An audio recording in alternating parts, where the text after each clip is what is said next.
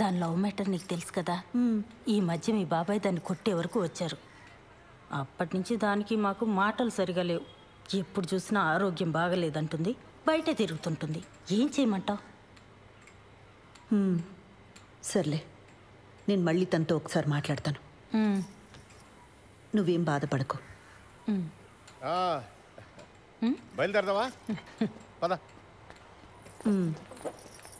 సరే బాబాయ్, మళ్ళీ ఒకసారి ఆలోచించు. నేనంతా చూసుకుంటానుగా, నువ్వు వెళ్ళరా పిన్ని. అలాగే కలుద్దాం.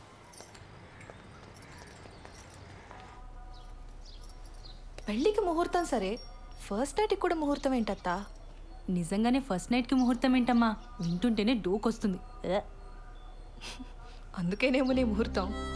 అన్ని పద్ధతి ప్రకారమే జరగాలండి అని గంటకోసారి అంటాడు.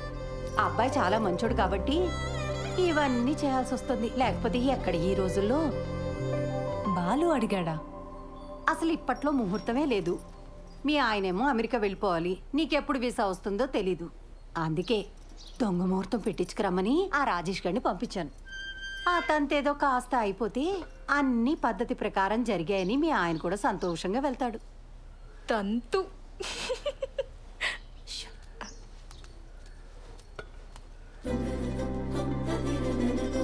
అత్తయ్య గారు, ఇప్పట్లో సరైన ముహూర్తాలు లేకపోయినా ఏదో సెట్ చేసుకుని రమ్మన్నారట.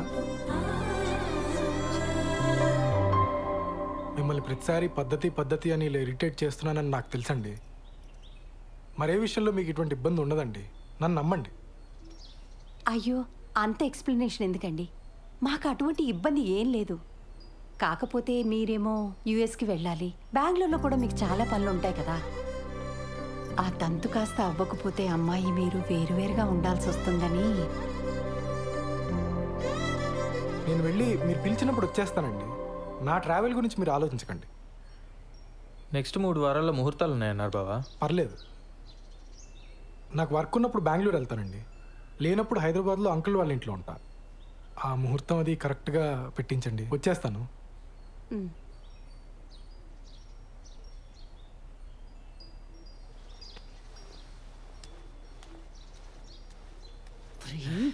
ఏంటి ఆవకాయలను ఒకేసారి పెట్టేసినట్టున్నారు? అంటే బావా ఎక్కడికి వెళ్తున్నావు అని అడిగాడు, చెప్పాను. ఎందుకు వెళ్తున్నావు అని అడిగాడు, చెప్పాను. రారా తల పొగర కొడతాను పెద్దవా. చెప్పింది ఒకటి, చేసుకొచ్చింది ఒకటి. చిచి, కన్నాడు చెప్పిన మన శుభ్రంగా చేశారు కదా. తంతు.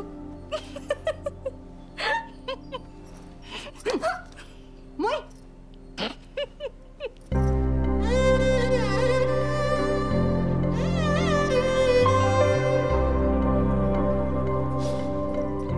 మా అమ్మ చీర ఇప్పటికీ తను చేయి పట్టుకున్నట్టే ఉంది. ఎందుకు వదిలేసావమ్మా? ఇంకా బతికే ఉన్నానరా. ఈ టిక్ టాక్లు మానేస్తే బాగుపడతావు గాడిద. మేము బయలుదేరతాను రా, నువ్వు జాగ్రత్త. మొత్తానికి బ్యాచులర్ కొంపని ఇల్లుగా మార్చేసావురా. అమ్మా, ఓసారి పాలు పొంగించుకోండి. ఏమ్మా, ఏదైనా ఇబ్బందా? ఏమన్నా ప్రాబ్లమా? టెన్షన్ పడకూడదమ్మా, ఇవన్నీ మాకు మామూలే. నేను లేచిపోయి పెళ్లి చేసుకున్నాను, మా తమ్ముడు లేచిపోయి పెళ్లి చేసుకున్నాడు. కేసులు అయ్యాయి, గొడవలు అయ్యాయి, టెన్షన్ పడకూడదు. అవును, మీ ఇంట్లో ఎప్పుడు చెప్పాలని ప్లాన్ చేసుకున్నారు?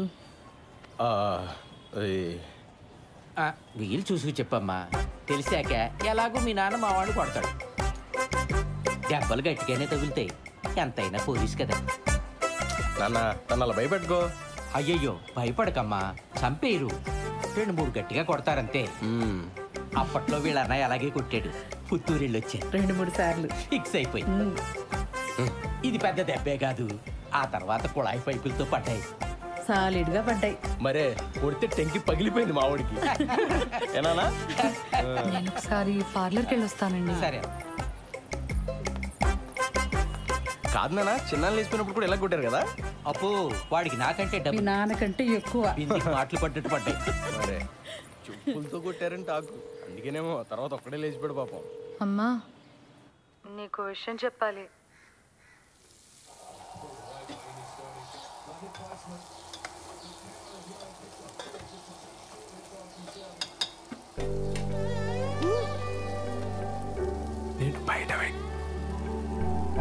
నేను బయట వెయిట్ చేస్తూ ఉంటాను. నువ్వు ఎవరికి కనిపించకుండా వినిపించకుండా వచ్చి మనం బయటికి వెళ్దాం. నీతో కొంచెం ముఖ్యమైన విషయాలు మాట్లాడాలి.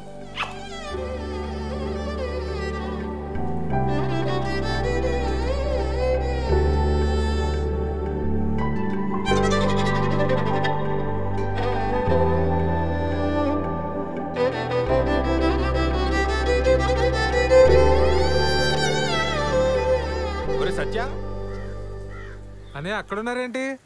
ఆదివారం కదా చెట్టు చూస్తున్నాం. నువ్వెక్కడికి? పనుంది.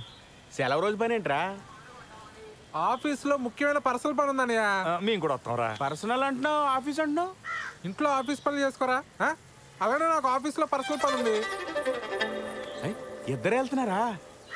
మరి పర్సనల్ పని అంటావేంట్రా? ఇది మన ఫ్యామిలీ పని. మమ్మల్ని కూడా తీసుకెళ్ళరా, మేము కూడా వస్తాంరా. ఉషాన్ ఆఫీస్లో కలీగ్స్కి పరిచయం చేయడానికి తీసుకెళ్తున్నానన్నయ్య. మీరంతా ఎందుకు? ఇప్పుడే చేస్తాను. మీ కొలీగ్స్ అంటే మాకు కొలీగ్సే కదరా, మమ్మల్ని కూడా పరిచయం చేయరా. చొక్కా నన్ను ప్రశాంతంగా ఆఫీస్కి వెళ్ళి పనులు చేసుకునేవరా? అసలు మీ ఇద్దరికి ఆఫీస్ గురించి కానీ ఆఫీసులో జరిగే పనుల గురించి కానీ తెలుసా? నా మటుకు నేను ఏదో కష్టపడి ఉద్యోగం తెచ్చుకొని ప్రశాంతంగా పని చేసుకుంటే నేను ఉప్పు కారం తినే మనిషినేగా. నా బతికిద్దానా ఇంకా?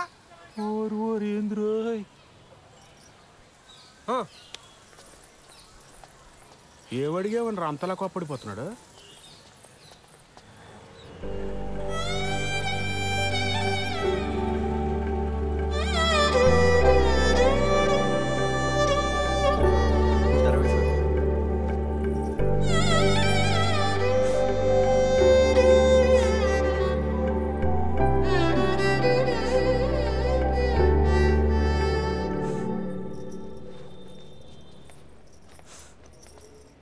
శ్రవంతి, ఏమైంది? మా నాన్న కిరణ్ని చంపించేస్తాడని భయంగా ఉంది మేడం. అయ్యయ్యో. కాసేపు ఇక్కడ ఒక్కదాన్ని కూర్చొని ఏడుద్దామని వచ్చాను. ఇక్కడైతే ప్రైవసీ ఉంటుందని. చంపించడం ఏంటి శ్రవంతి? మీరు కోపడకండి మేడం. పర్లేదులేండి, మీ ప్రైవసీ కూడా మీది, మా ప్రైవసీ కూడా మాది. ఏమిషా? కూర్చోపో నువ్వు అక్కడ. ఏమైంది? నేను కిరణ్ ఆర్య సమాజ్లో పెళ్లి చేసుకున్నాం. ఇవాళే మా అమ్మకు ఫోన్ చేసి చెప్పాను. మా అమ్మ మా నాన్నకి చెప్తే ఏమవుతుందో అని భయంగా ఉంది. సర్లే ఏడవ.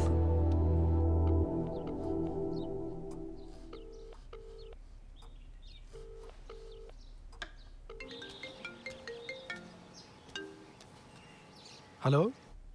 మా ఇంట్లో ఎవ్వరూ లేరు. ఎక్కడికి వెళ్ళారు?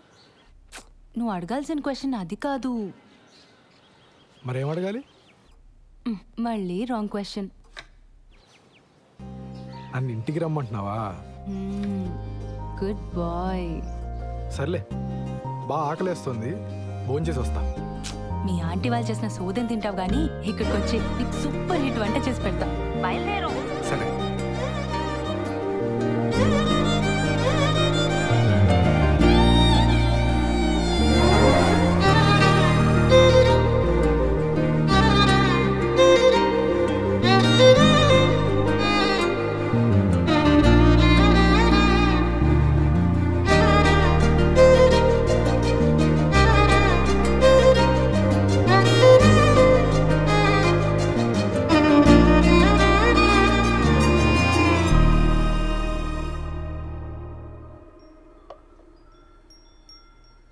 నీకు సరిగ్గా వంట రాదని చెప్పింది మీ అమ్మ? మా అమ్మ కన్నా బాగా వండుతాను నేను. ఏదో నీ అంచనా లిమిట్స్లో ఉంచాలని అలా చెప్పుంటుంది. అవును, ఇంట్లో ఎవరూ లేరు రా అనగానే నువ్వు కంగారు పడ్డావు కదా? కంగారా? దేనికి? ఊరుకోవోయ్, ఫోన్లో నీ గొంతు వింటేనే తెలిసిపోయింది. ముహూర్తం పెట్టేలోపు ఇది నన్ను ఏదో చేసేలా ఉందని భయపడిపోయావు కదా? ఏం చేస్తావని భయపడాలి?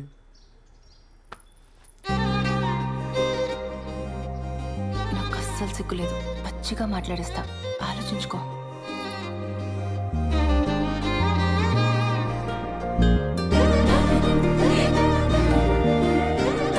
ఇదేం మాట్లాడేస్తుందో అని తెగ ఇదైపోయావు కదా?